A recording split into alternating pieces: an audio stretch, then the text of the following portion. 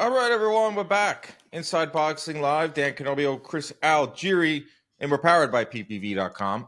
On PPV.com, on December 6th, you can see Chris Algieri rocking the merch. On December 6th, Pitbull Cruz stepping into the ring with Lamont Roach, Janabek versus Lara. Some other fights are going to be announced on that card. In San Antonio, Texas, we're heading down there to do the Riverwalk to remember the Alamo.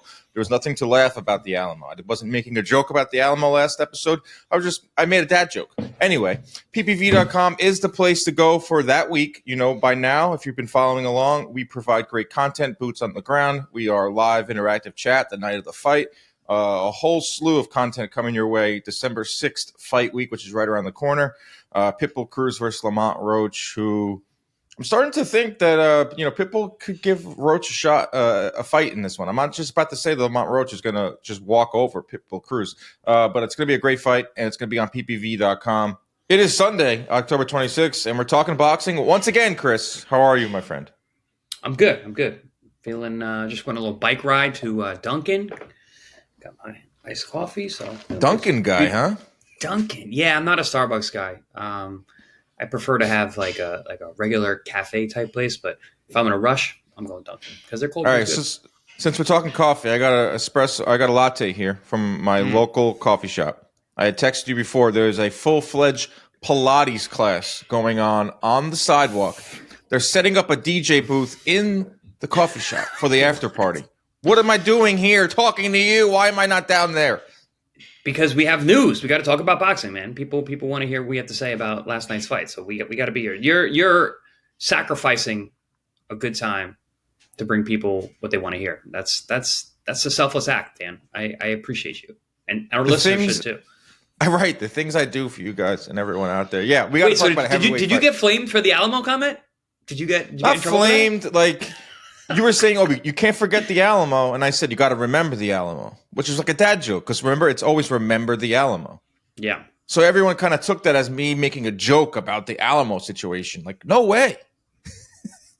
Do not cancel me over the Alamo. If I get canceled over the Alamo, then that would sucks. Be of all the things that you could say, that would be a really lame way to go out. Yeah, come on. I respect the Alamo. I respect history. I respect San Antonio. I can't wait to head down there. That's December 6th, a fun trip. Of course. That's going to be awesome. I'm really looking forward to that because it's not Vegas. And it's not that I have anything against Vegas. I don't want to start offending people from Vegas. It's just something different, It's a different style. San Antonio's my favorite. That's my favorite Texan city. I'm a big fan of San Antonio. I've been there a lot. I think you'd be an Austin guy. Nah, I mean, I haven't been to Austin in a while, but it's gotten too busy and uppity over there. But San Antonio is still like cool. It's like chill. It's good food. People are really nice. I love Mexicans, so that's Mexican Americans, Mexicans, you name it. I love them. We love you on this show, even though Dan tries to make jokes sometimes that fall flat on their face. Because no, I don't never made a joke about a Mexican. If I made a joke about Mexicans, that would be horrendous because they are the lifeblood of the sport. Yes, and the best fans in the world. So. Mexicans and Brits. And speaking of Brits, Chris, good gracious, Fabio Wardley stops Joseph Parker in the 11th round. Controversial stoppage. We will, of course, get to that. But Wardley won. He got his hand raised. At the end of the day, he's probably looking at an Usyk fight, real-life Rocky type of stuff, fight of the year contender type of stuff. Joseph Parker, once again, go to the back of the line. Unbelievable stuff we saw at the O2 Arena. I'll ask you flat out because it's the question everyone wants to ask today. Was that a bad stoppage?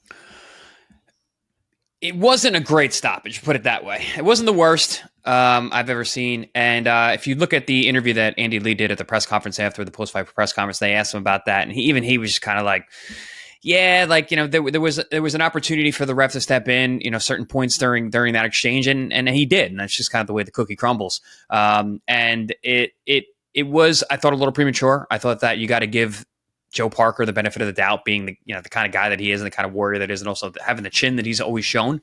But at the end of the day, I mean, the fight was awesome.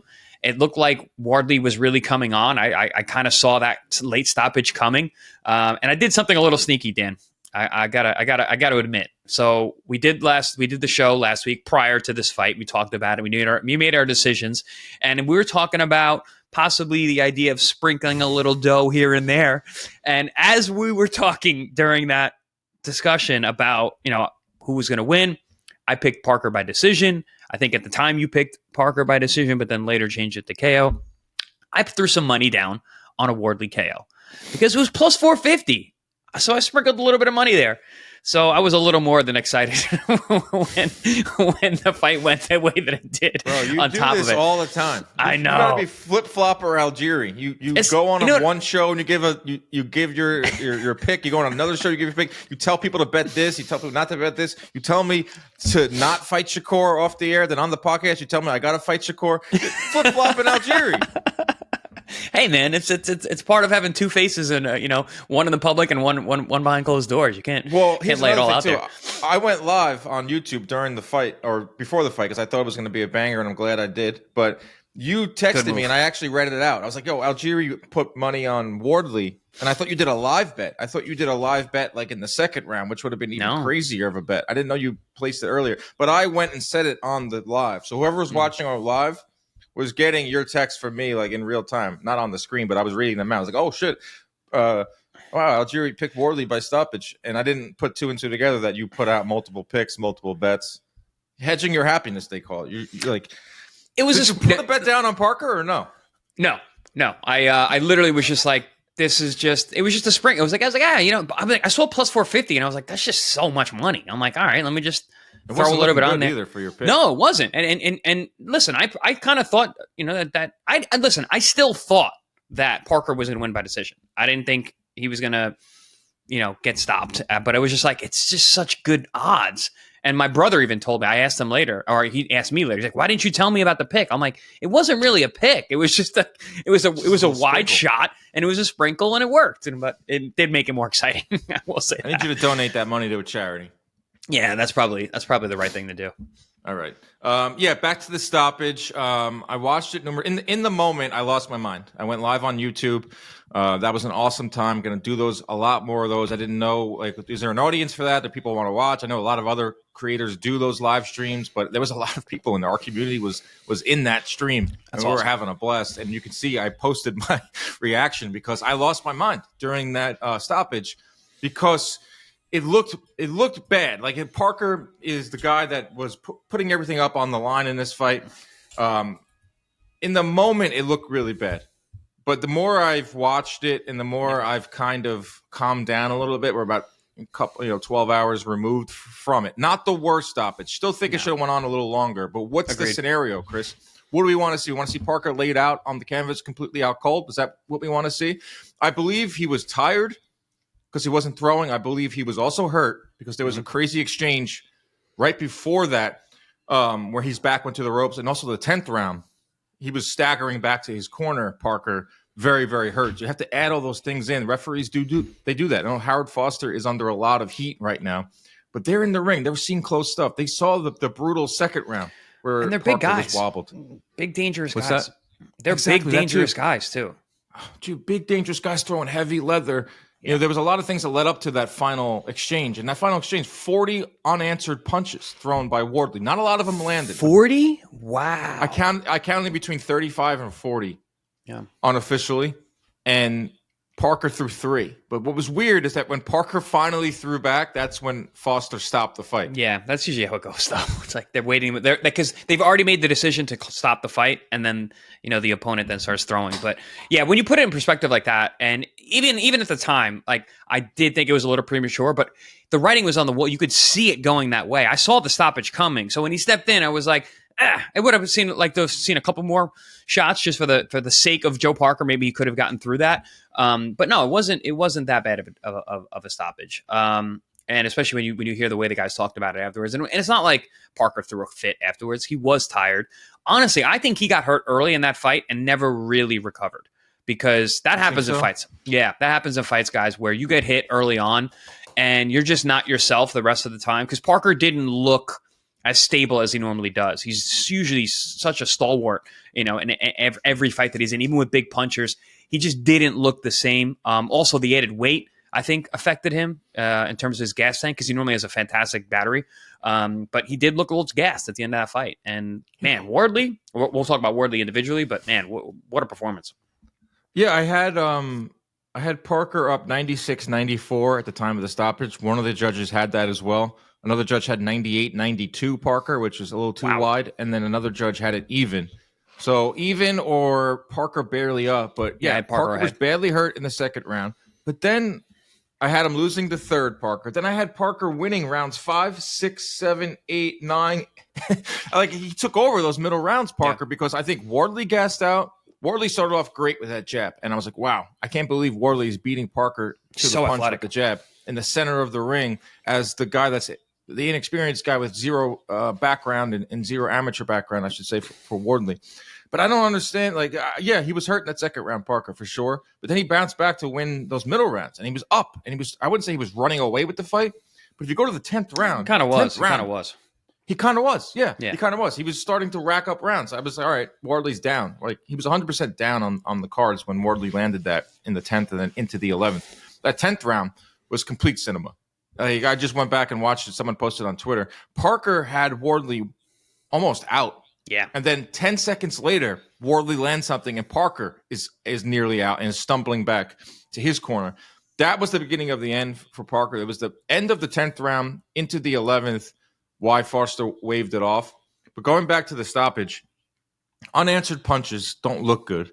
Even if they're not even landing. Like, I don't think Wardley landed more than 3 or 4 punches during that 35 to 40 punch, final combination. Parker was not throwing back. His back was to the ropes.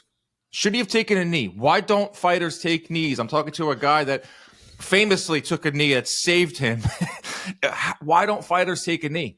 Same reason that fighters don't clinch. Guys don't know how to hold. It's something you learn how to do. And it's, who actually taught me to take the knee? Joe Cortez. Literally, I was in his museum ring at his house in Las Vegas, and I was doing pads with my coach, and he grabs me and he jumps in the ring and he shows me a few things about referees, not about boxing. He was talking to me about referees and how they move around the ring and when to look out for whatever a referee is doing. And he spoke to me about clinching, and he told me that clinching is not illegal. Excessive clinching is. Clinching can be used very smartly if you need it, if you need help.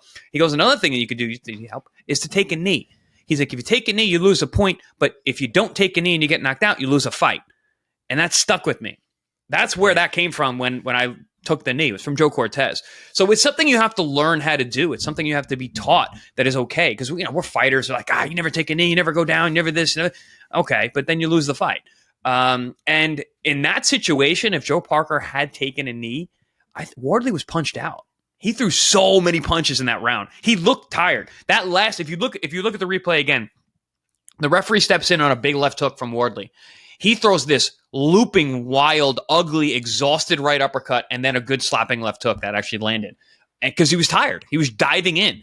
If Joe Parker survives that stint, if he takes a knee, we could be talking about a different victor today. Bro, he was going to lose 10 that round anyway. Yeah. 10-9. Like, make it a 10-8. It could have even been a 10-8. I know judges don't like to give out 10-8s like that, but yeah. I wouldn't have given it a 10-8, but I'm not a judge, so. But like 10-8 is hard. We don't see any 10-10s. We don't see any 10-8s without a knockdown.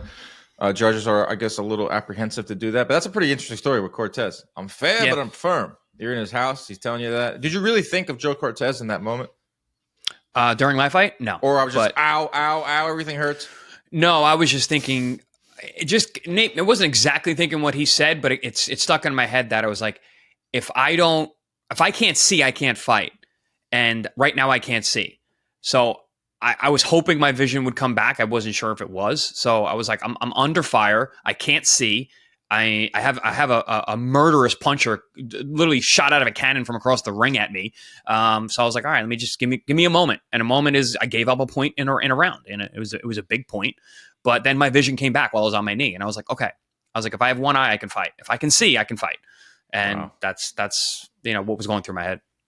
Yeah, Parker probably should have took a knee. It's hard to think of that in the moment when you're exhausted, when everyone's screaming. It's it's wild. But in hindsight, I don't understand why, or I do understand. But I'd like to see more fighters do that. I think they're afraid of the point. I think they're afraid of a lot of things, the machismo of the sport, heavyweight boxing, and all that. But he takes a knee there, gathers himself. Because I do believe Parker was hurt, but I also believe he was just tired as well. Very tired. He was just exhausted. So was Wardley. Props to Wardley. I know we're talking about this. This is like how we're wired as sports fans, as boxing people. As we talk about the controversy, we talk about what Parker did wrong. Let's talk about Wardley. Fabio Wardley fought an outstanding fight, weathered the storm, banked rounds early with a jab, super athletic, weathers the middle rounds where he was down on the cards once again. Clutch gene, a jaw and a chin made out of granite. Yeah. Unbelievable performance from him. This guy goes from having zero amateur background to now 20 plus fights, is on the doorstep of fighting Oleksandr Usyk for the undisputed heavyweight titles. This is rocky stuff. This is rocky stuff from Fabio Wardley. The progression that this man has shown in his last couple fights, because he's learning on the job. Like he had what he had like 3 amateur white collar fights or something crazy like that. Yep. 4. And he's, now he's 20-0-1 with 19 knockouts. Obviously, he's a big puncher. Obviously, he's got the physical talent in that way. I didn't realize how athletic he is. He looked so good early in that fight. The way that he was pulling and slipping and so twitchy and jerky and using that jab from the left hand down position, fighting with the hand in the pocket and jabbing from there with a guy like Parker, super impressive. And the fact that he was able to keep that up, the only thing that you didn't mention, Dan, that I'm going to add was his gas tank.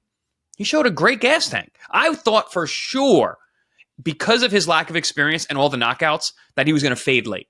He didn't. Parker was the guy who actually faded.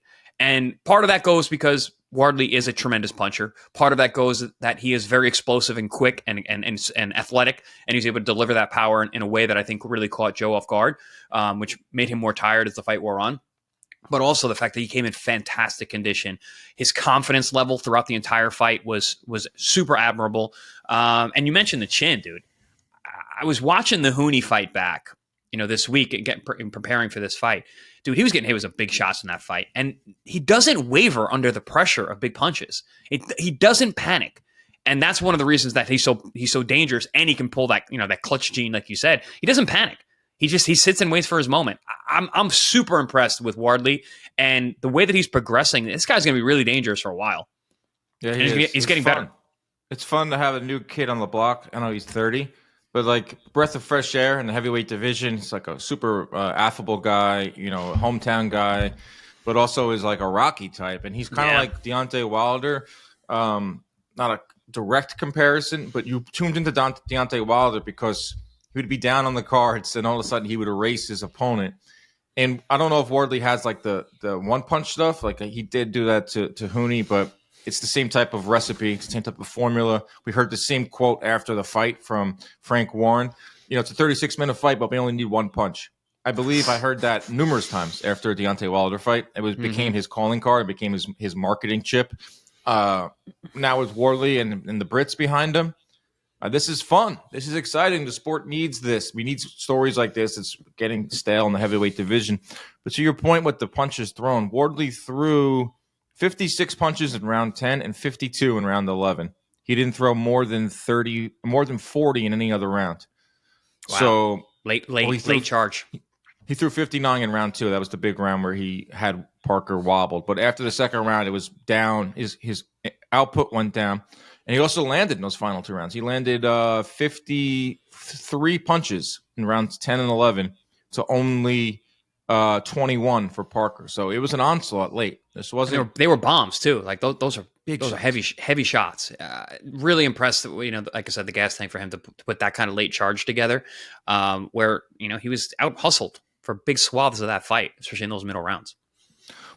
Do you think Parker should have went for the kill in those middle rounds? I was saying it on the live, and I don't want to toot my own horn here, but I was like, all right, yeah, Parker's winning, but where's the zip on his punches? 262 pounds. Why isn't he sitting down on his shots? He's banking rounds, but every minute that Wardley is still standing, he is dangerous. I thought in those middle rounds, 5, 6, 7, 8, 9, where I had Parker winning every round, Wardley wasn't throwing much, and Parker was doing just enough. I was like, man, Parker needs to put this guy away. Are you kind of a little bit surprised that Parker didn't have a lot of zip on those punches, despite being 262 pounds? Yeah, I thought about in the middle rounds, and I thought about that during the fight actually, and part of it was I was like, it is because he is 262. So the zip is one thing, but carrying around that extra weight. Yeah, the speed. He's physically strong, but like power and strength are different things.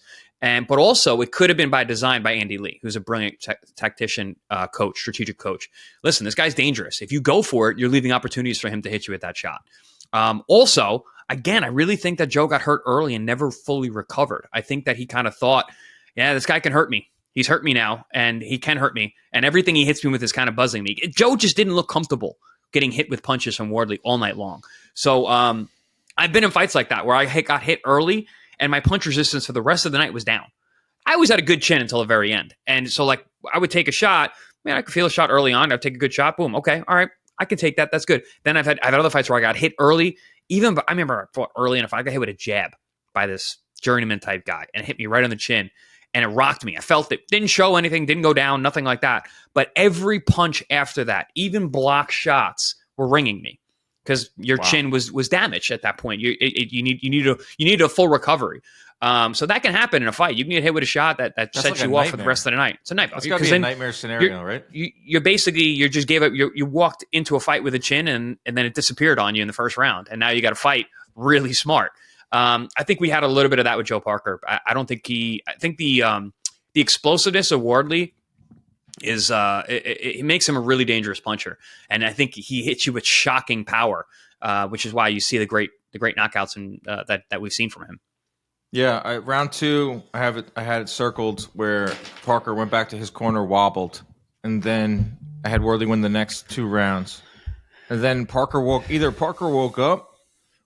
Wardley stopped throwing, and then that's where we get towards the end of the fight, where that 10th round. I'm telling you, 10th round is probably round of the year. I know last week we were talking about that Juarez-Leighton fight, which will be in the discussion, but that's not amateur, but it's like early on fight, less than 10 fights for these guys. This is like for the heavyweight crown. This is for a shot at the heavyweight crown. That's cinema. That's absolute just wild scenes, high stakes. Crowd going nuts at the O2, Fury ringside, everywhere. It was just an awesome scene there. I mean, the undercard was dreadful. The co-main event was one of the worst fights I've ever seen. It was a cruiserweight fight for the IBO vacant title. Like, IBO needs to pack up and leave after that. Dreadful. But that's boxing for you, where you can have one of the worst cards ever, can be completely silent in there during the co-main. Then all of a sudden, you turn that up to about 1 billion, and you leave that arena. I know everyone in that arena left like buzzing. Like, I was buzzing at about 6:30 p.m. Eastern, and I didn't know what to do with myself. I was asleep by 9 p.m. last night. I was the adrenaline dump from the 5 p.m. main event really did a number on me. I slept a good 10 hours last night. I feel awesome today. But yeah. I mean, it was a fantastic fight, and potentially, like you said, fight of the year type fight.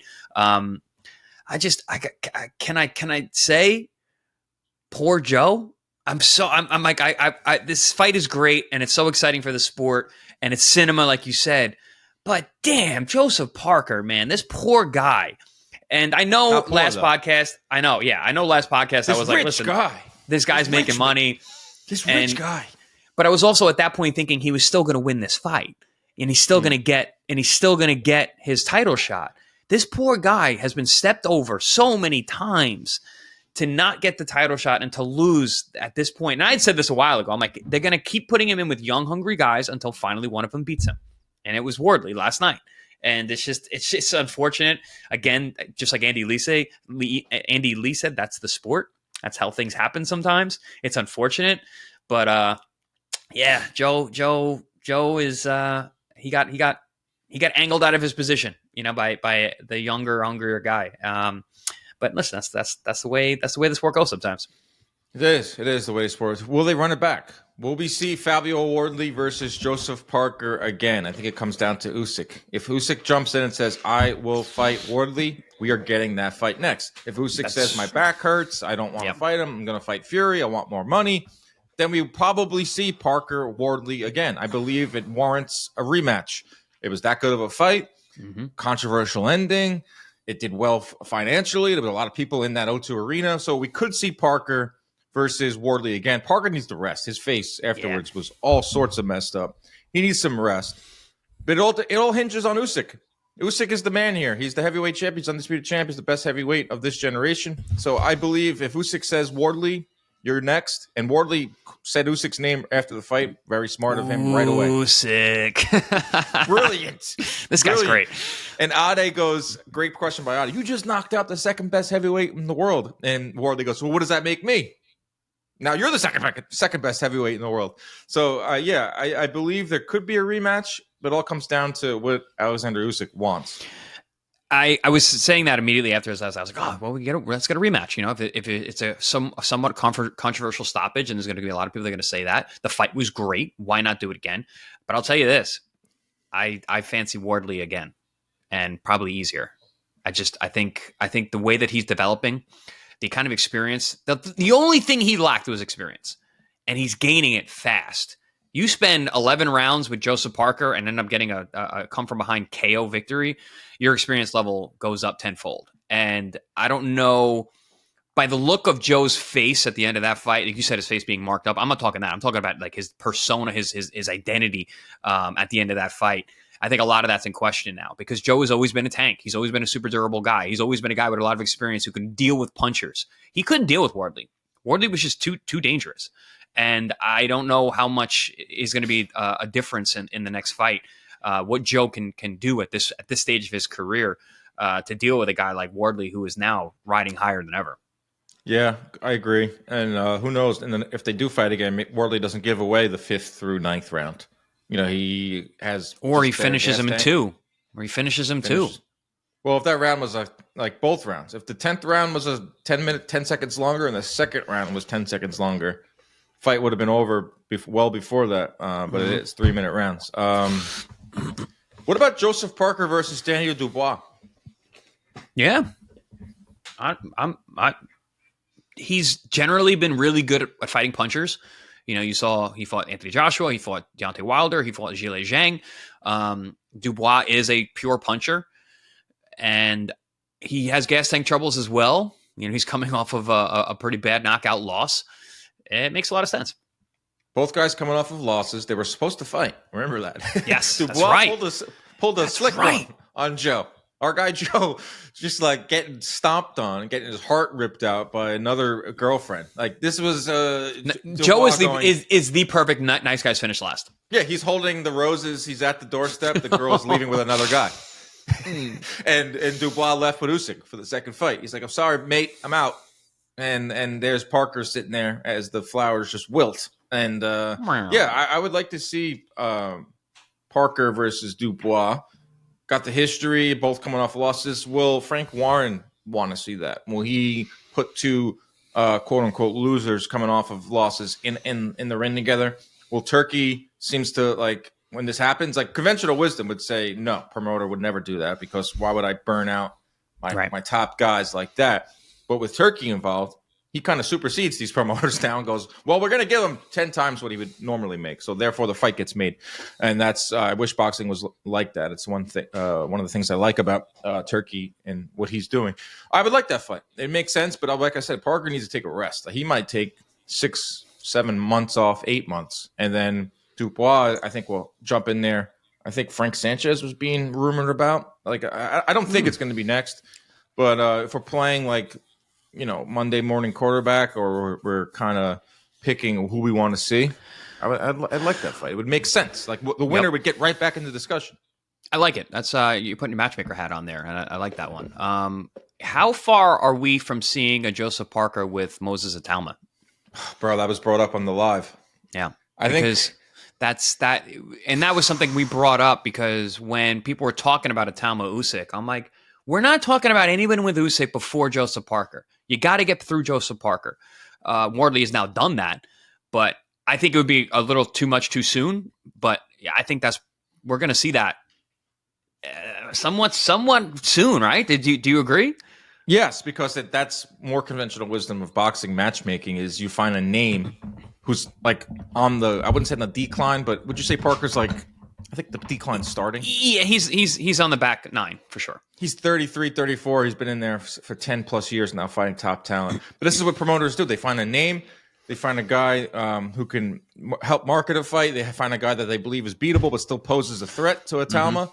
Yeah, I mean, I would Parker take it probably because he's now fought everyone. What does he have to lose? He can make a lot of money. I believe that they're paying potential Atama opponents crazy money right now. Like he's got that air about him, and he's the air. He is the guy. So Parker could ask for a king's ransom and probably get it. That would be nuts. I don't know if Parker's like there mentally. Is Parker there? Willing to be the guy that puts Atama over. I don't know. I don't think he has that much of an ego, but all you guys fighters have egos. Yes, sure, certainly do. It's part of why we were able to get in the ring half naked in front of millions of viewers and put our lives on the line and our risking embarrassment and death in front of millions. You got to have a big ego to do that. Jesus, half naked risking death. Yeah. But welcome to boxing. So you want to be a fighter? So you want to be a fighter? Pick up my book. It's on Amazon. Yeah, it's a good one. It's a good one. But yeah, I know this. And we talked about this in the last show. I said, listen, if Wardley wins this fight, it kind of turns the division upside down a bit, in a good way, because he's a big star over there, sells tons of tickets. He's going to sell a lot more now, and it seems like a very easy and intriguing and good-looking fight now for Usyk. I know a lot of people weren't excited about Joseph Parker and Usyk. It's the reason it's been looked over so many times. But now, Wardley, Usyk, Wardley, that's a hell of a good-looking fight to me. I think it's a great fight. I had people telling me like, "Oh, does nothing. Usyk's going to mop the floor with them. Why? What's the point?" Might. Like, yeah, he might. He's definitely going to be the favorite, Usyk. But we got to tune in and watch because this Wardley guy's knocking fools out. He's knocking them out later in rounds. He's carrying his power late. This is heavyweight boxing. Last I checked, Usyk is approaching 40 years old. And, we're always looking for that one day where Usyk's going to look his age and finally look human. Once again, Usyk is the favorite in a fight with Wardley. But the fact that Wardley has the one-hitter quitter in him makes that fight exciting. It's a tightrope that Usyk has to walk once again. If Wardley was this technical fighter who had like 10 knockouts and 40 fights, I wouldn't be that excited about this fight. But the fact that the guy can carry his power late and has a real-life Rocky on top of it. Rocky, that's how you promote this fight. Real life, Rocky versus Goliath. Rocky versus the generational great. Hometown hero in Wardley versus the guy that we're talking about being one of the 10 best heavyweights of all time. Yeah, it's going to happen next. And also on top of it, financially, it makes sense. We were looking for that in the last episode. Like, how do they do a Parker versus Usyk? Could we do it in the States? Could we do it at the O2 Arena, despite neither of them being British? Now you have a guy in Wardley who has put asses in seats now 2 fights in a row. And yeah, it's going to happen. That fight, I would put my money on that fight being next. Yeah, and the financial aspect, like you mentioned at the end there, I think that's a big part of this too, because the profile of Wardley is now massive. So the fight makes sense for just way too many reasons. The only thing holding it up with is what you said earlier is the injury of Usyk, his back. If he comes back and he watches that fight, I mean, I don't know. So whether he's hurt or not, that's up to him. But the fight is up to him. WBO was like, we saw you dancing, man. You posted a video of yourself dancing. Like, I love WBO doing that. Like, show us the doctor's note. Yeah, that is pretty good, and accountability should matter.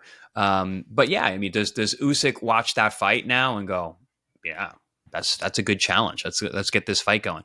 You know who's not going to fight Wardley? Moses Atuma. We're not going to see that at Talma. We are not going to see that fight anytime soon. I had a bunch of people asking me about that too, and I said, friggin' way. They're not risking that. I said, it doesn't make sense right now. I said, you let them do their careers on separate tracks and see if they meet one day. Mm-hmm. Let Wardley do his thing because he's now in the driver's seat for a Usyk fight, and if he could somehow beat Usyk, that Atalma Wardley fight is colossal. If Usyk beats Wardley, that's another opponent candidate down, and it makes Atalma's case even better. You just keep doing what you're doing now with Atalma. He's not fighting in December. Just ready. He's going to be fighting in January. Let him do his own thing. Let Wardley do his own thing and Usyk, and then see where the chips fall in 2026, even 2027. Yep, I agree. Heavyweight division, man, is streaking. We got some young guys coming up, and even though Wardley, I know he's 30, he's not that young. For heavyweight, he is young. And especially because he's learning so fast. He's learning on the job, and he's a young 30. If that makes sense, because he only has, how many rounds does he have in his career? Yeah, that's another thing. Oh, he just fought 10 last night. I think that Atama was in attendance. They had a whole bunch of heavyweights there. What was going on there? Chisora, White, Jarrell Miller segment during the broadcast was wild. I think the way that Dillian White and Chisora were looking at each other during that interview was intense. Let them fight again. I don't care. Let them fight again. I think Chisora is fighting Dillian White for a third time. Yeah, well, good. December 13th. That's who they should be fighting. All blend together. Chisora and Dillian White all good, are the same person to me. They're all good. They're good fights. Yeah, I'll watch, of course. 83 rounds for Wardley. That's crazy. That's crazy. 83 rounds. 21 fights, 83 rounds, 3 amateur fights, I believe they said. Not even amateur fights. They said they were like white collars. Yeah, exactly. So, yikes. What did he play before this? What sport did he do? I think everyone plays soccer there. Football. That's a big soccer player. Jesus. But he is 6'5". He's very athletic. For a big guy to move the way that he does, super impressive. He also has a giant head. And you know what's funny about big heads, man? The big guys with big heads usually have good chins. Holyfield comes to mind. I think he posted a picture with someone. Oh, it was Usyk. It was Usyk and Wardley like 10 years ago or X amount of years ago in a gym session. And Wardley's head was so much bigger than Usyk's. And it's a big target too, but he's got a really good chin, granite chin, because Parker landed a crazy shot in the middle rounds too that sounded like a gunshot. And on the live, I jumped up because I thought the fight was going to be over, and he just ate it. So I don't know exactly how he ate that punch, and the dude's got a granite chin. And yeah, there's going to be a lot of groundswell support now for Usyk versus Wardley. I believe Usyk is training and said that he wants to fight early next year. So I think the injury is what it is. That's in the past. And now we should get Wardley Usyk. I mean, this is what boxing is supposed to be, right? We can't say, meritocracy doesn't exist. Then we get ourselves like a de facto semifinal match between Parker and Wardley. And then now it's time for Wardley to get his shot and be like, no, he doesn't deserve it. No, he's not ready. He's not going to beat him. No, this is what boxing is. Just put him in there. Yeah, he's 30. And if he loses to Usyk, no big deal. He'll be back in the mix. He lost to a generational great. It would make Usyk even bigger and badder. I love the fight. I think we have to get that next. Yeah, I mean, it makes the most logical sense, but this is not a logical world that we live in, boxing. Look at Joseph Parker. He should have been the logical next step for Usyk for how many years now, and that didn't happen, and now we're here.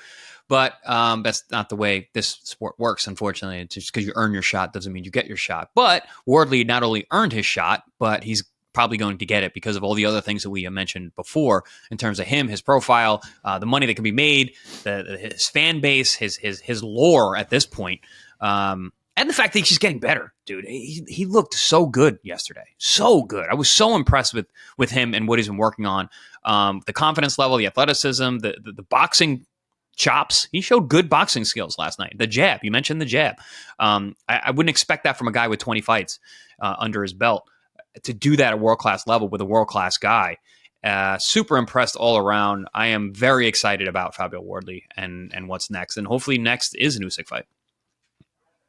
Yeah, I think we get that. If you put a gun to my head, Usyk Wardley May, maybe earlier, April 2022. We going? Is that worth going to? That's worth going to. I can't sit around and wait for Fury AJ to happen for our trip to the UK. I know. That fight is weird because Fury just keeps dangling. He keeps dangling it. He's playing with our emotions. Annoying. He's pulling our heartstrings. He's playing with our emotions. I'll say it. Tyson Fury is annoying. You're not going to say it. He is freaking annoying. Just fight AJ. Yeah, I know. That fight has to happen. So much money to be made. That would be such an event. Ridiculous event. Right. We need events. We always talk about this. We need 2 or 3, 4 events every year for boxing to stay afloat. And events between boxers, please, not sideshow fights, not sideshow events where we bring out guys who are nearly in the retirement home or are in the retirement home to make an event. Let's have active fighters, even though these guys are older and they're not the best heavyweights in the world anymore. I think they match up great, and it's a huge event. But listen, if Wardley Usyk happens in the O2, that's worth going to as well, because one, we get to see a generational talent, one of the best heavyweights who's ever lived, fight for probably one of the last times of his career. And two, Wardley is a dynamo. Like, he's a legit dynamo. Like, that's an awesome event, I believe. Yeah, and then that's 2 big heavyweight fights in the UK. Hopefully we get Inoue Nakatani next year in Tokyo. Get that passport ready. We might Let's go, man. I'm getting ready. I'm ready to get stamped. I'm ready to get stamped on that passport. Japan, Tokyo, boom. O2, boom. London, boom. Nuts. Crazy stuff. Kabayel came up a lot on my post-fight show. He came up a lot on the show, too. He came on the show a lot. And people were saying, I'd rather see Kabayel fight Usyk, because Kabayel has a better chance to win than Fabio Wardley. I don't agree. But what was the argument there? Why? I didn't go too deep. I think it's the body punching of Kabayel. I think it's the athleticism. I think he's kind of looked at like this unknown that's really good. He's like a hipster pick to kind of beat Usyk, to get that shot. He's beaten Makhmudov, Sanchez, Zhilhai Zhang. So he does have some momentum. That's a good run. And he did KO. He did stop Zhang. Very impressive to do. Yes, I'm not. Kabayel's a great fighter, but we're talking a business here. And no offense to Kabayel, not the biggest profile. No, zero profile. Yeah, I like him. I think Wardley, he's talented. He's big. 6'3", 80-inch reach. He's not leapfrogging Wardley though. No, definitely not. And he in his recent form, if you look at it, like Zhilhai Zhang's 42. Frank Sanchez, I heard he had a knee injury or knee issue. Hit half a knee in that fight. Yeah, going into the fight. And Makhmudov is just shown to be not that good. So that win, in hindsight, hasn't aged well. You look on paper and those 3 wins, it's like, whoa, Zhang, Sanchez, Makhmudov. But then you look behind the numbers and you're like, those are not as impressive as they once seemed. So a lot of people are doing that with Parker. Remember, I was playing devil's advocate in the last episode about let's take a real look at these last 3 wins for Parker. I saw a lot of that yesterday. That's just the nature of the sport. You could literally peel back everyone's resume and be like, well, this guy wasn't this guy wasn't the best at this moment. Just a name. People do it to Floyd. People do it to everybody. You're right.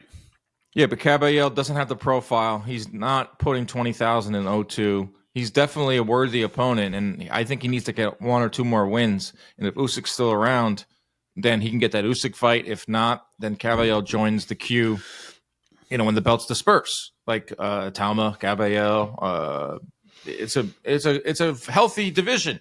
Heavyweight division's healthy right now. I mean, the guys are all aging out. Like Fury, Joshua, a couple of years ago would have been looked at as like the crown jewel of this division, and we have to see it. Now it's just like a throw-in. It's like, it'd be cool if those guys fought. Because now we have Wardley. We still have Usyk. We have a Talma. We have Kabayel. I'm definitely missing some names in here in terms of like exciting heavyweights that could, next 5 years kind of. How about Jololov? He never gets brought up. And he's annoying. He's just, come on. What is that guy doing? He's a problem. Well, yeah. What are they doing with him? He is a problem, and he should be out there. He fought recently and didn't look amazing. Okay, but they don't keep him active. How do you expect them to look good all the time if you don't keep him active? That guy should be like everyone should be talking about him. Like we're talking about all these young guys. Jololov should be in the discussion, but he's not, and he's not because he's just not active. And I don't know what the hell they're doing with him. I heard mutterings with that when some of the Top Rank shows back in the day with him, but. He's taking money from the government to fight in these amateur tournaments. He's double dipping. So every time he takes money from the government, it's great for him financially, but I think he takes a step back professionally. Yeah, and that's a shame. Which is really hard because you got to make money in this sport because it's brutal. So he's kind of giving up a lot of his, competitiveness right now, and also just his visibility, because he should be in the mix. Like a Talma Jalolov should have been like the super fight that we were building towards.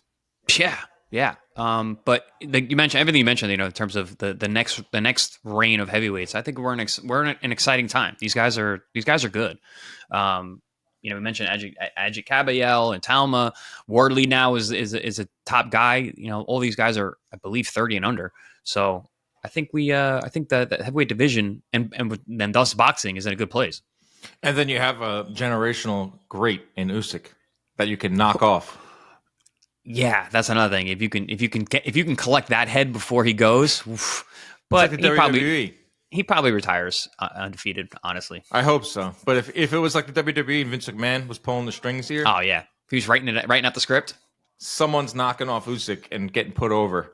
One thing is missing though from the heavyweight division: a U.S. heavyweight. Yeah, this is the lowest it's ever been. I don't see us having like a real heavyweight. Who do we have right now? We still have Torres. He's our last bastion. Am I missing someone? Is there an American heavyweight out there? Big baby. Jarrell Miller? No, that's right. Well, no.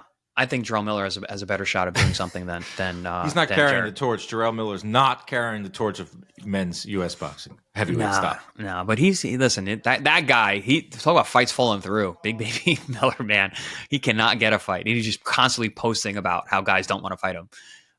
Well, he also did an insane amount of anabolic steroids. Yeah, I mean, failed every drug. I'll say it. But if anyone's listening, if you're a basketball player out there, you're like 6'4". Or a football player, maybe put some gloves on. Yeah, try it out.